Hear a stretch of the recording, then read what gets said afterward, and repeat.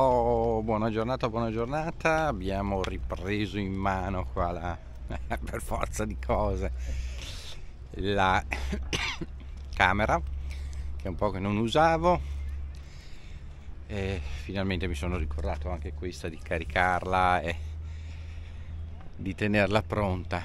Oggi è giornata un po' così, c'è caldo se ci si muove, se sta fermi all'ombra c'è un po' quello sbalzo di temperatura, ma va bene, facciamo poi ora stancarci del caldo.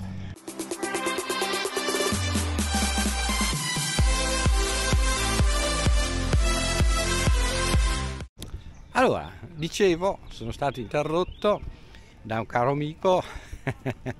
Dicevo dai, oggi allora riprendiamo, ma oggi c'è una luce, vediamo di mettermi sempre contro luce. Il discorso, allora oggi avevo un sacco di cose da dirvi e mi perdo ormai qua tra la notte e il giorno, modalità vampiro, mi perdo. Allora vi spiego un pochino il discorso delle tre anime vaganti cosiddette. Avete abbastanza centrato l'obiettivo, e cioè la possibilità che un'anima riesca a imprigionare altre due anime è abbastanza remota. Il discorso succede, la cosa succede, avviene perché anche le altre due anime erano attaccate, erano morte in fretta, erano attaccate, non sapevano cosa fare, non sapevano dove andare, non accettavano di essere morte. Perché non hanno avuto un aiuto? Non è detto che non avessero avuto un aiuto, il discorso è sempre il fattore tempo. Noi ragioniamo sempre con il tempo terrestre, quando invece il tempo trascendente o il tempo dell'aldilà, che dir si voglia, è un tempo che scorre in maniera diversa, anzi non scorre proprio, per cui non possiamo giudicare le cose attraverso questa ottica o attraverso questa metrica, che dir si voglia. Ho sempre la Olli che tira, d'altro canto se esco deve uscire anche lei a fare un giretto e quindi sicuramente potrebbero, se fosse permanuta la situazione, se fosse rimasta questa situazione, avrebbero potuto essere aiutate. Allora, questo è uno dei discorsi da fare. Per quanto riguarda, quindi non è detto che loro non fossero rimaste lì in questa situazione volutamente. Infatti non si è notato che ci fosse una disperazione particolare nelle due anime, tra virgolette, liberate. Quindi vedete come le cose cambiano già di prospettiva. Però sono contento perché nella chat sul canale Telegram avete cominciato a disquisire nel giusto verso delle cose, a porvi le domande nel giusto verso delle cose e a darvi anche qualche risposta. Questo mi fa molto piacere perché vuol dire che la destrutturazione e anche un po' l'insegnamento sui due canali per quello che riguarda questo tipo di argomento ha cominciato a portare qualche effetto positivo, ha cominciato a portarvi sulla strada giusta, cioè cercare di vedere con ottica diversa da quella nostra terrena e umana alcuni accanimenti e alcuni avvenimenti. Anche queste situazioni non sono poi così rare a livello mondiale, ma ovviamente non sono così frequenti, anzi sono abbastanza rare, altrimenti avremmo tutti una casa infestata. Però alcune tradizioni che noi troviamo soprattutto oggi ancora nelle valli e nelle montagne nostre italiane sono quelle, per esempio, di festeggiare i deceduti della casa lasciando aperta la porta di casa, lasciando accese tutte le luci e apparecchiando la tavola anche per loro, anche per i cari defunti estinti.